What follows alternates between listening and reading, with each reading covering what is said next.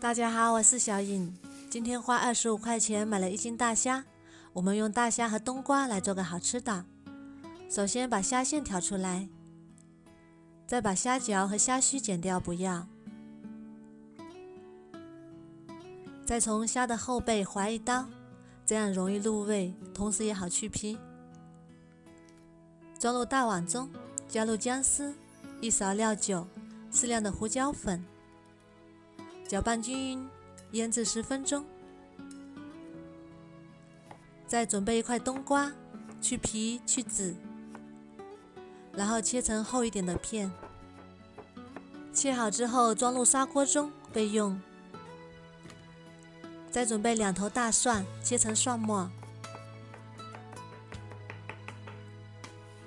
装入碗中备用。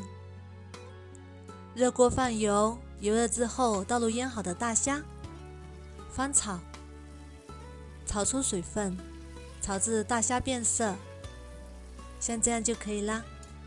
再控油捞出，装入砂锅中备用。再把蒜末倒入虾油里，翻炒出香味，像这样微微变黄就可以啦。然后加1勺盐、1勺蚝油、2勺生抽，搅拌均匀。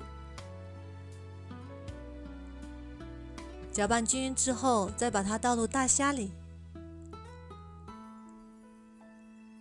这个蒜蓉闻起来就已经很香了，然后盖上，大火煮5分钟。时间差不多啦，我们打开看看。哇，好香啊，非常的鲜香。然后再加点葱花，美味继承。大虾这样做非常的入味，还有浓浓的蒜香味。